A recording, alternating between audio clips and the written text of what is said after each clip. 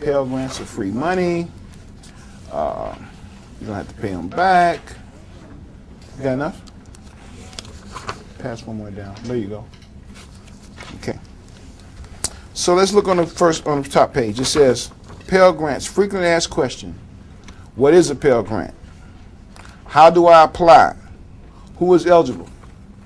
So let's go to the second question. How do I apply? You can go on the back page. To apply for a Pell Grant, you need to fill out a free application for federal student aid, which is called a FAFSA. If you meet the eligibility requirements, you will receive a Pell Grant as a part of your financial aid package. But let me write a little note beside that.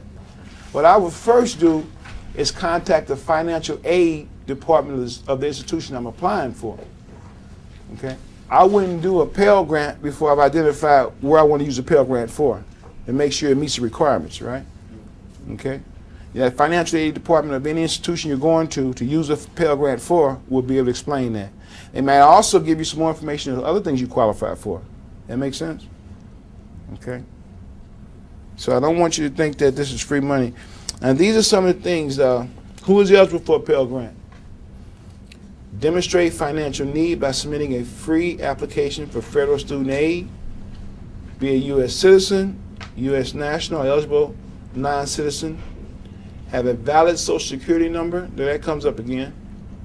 That Social Security number is important, huh? For employment, for applying for, federal funds. Have a high school diploma or general education development, GED, certificate or demonstrated ability to benefit by passing an approved test. So, Mr. Kimball, that's right there where you can get around that. If you don't have a high school diploma or GED, sometimes they have things set up where you take a test. You pass the test, and it's not needed. So I don't want you to think that you can be locked out. Am I making sense? Be locked out of that by not having it. It's a challenge, but sometimes you can get around it. Okay? So I want you guys to read more. This goes into detail. And I want to make sure that I kept my word to explain and share with you what a Pell Grant is, how it qualifies, how it applies. But to get more information, I'm not a financial aid officer. Whatever institution you want to use it for, they should be able to sit down and tell you how it applies, how much money you will be allotted for the institution, how much will be left over for expenses like books, things like that. Any questions about the Pell Grant? Okay.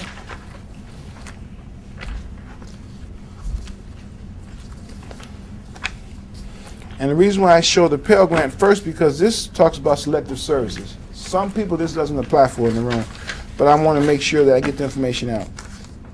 If you're between the age of 16, I believe, and 26, a male, and you haven't signed up for selective services, Mr. Andrews, you might want to contact this information, use the contact information on this handout. There's a phone number. You call and you ask the question. I'm not sure if I've signed up for. Did you get one? You want everybody to get one? Yeah, everybody get one. Sure. Even for male. No. I said it only applies to the males, but you might have a son, you might have a boyfriend, you might have a nephew that's in this age group that you can use. They might benefit from this information. Okay. There's contact information on the front. And the good thing about it, you need to know, because if you do go and apply for a Pell Grant, FAFSA, and you haven't done this, it could disqualify you. Does that make sense, Mr. Ray? Yeah. Okay. Do you remember signing up for selective services? No. Okay. So I would call and find out, just to make sure. Because you want to get your heart set, research a school, ready to apply, get financial aid, and they tell you, you know what, you don't qualify. Yes, ma'am? This is basically more for males than it is for females. Yeah, let me explain again why it's for males. This is how the government knows what their pool is if a draft was to come about. When I was young, I was, too old. I was beyond the drafting thing, but they had a draft when I was a baby. My oldest brother was involved in it. The Vietnam War, that's the last draft they had. So when they have a draft, they have a thing what some consider the warrior age, where men are between a certain age, and that's the time that they're feeling the oats the best.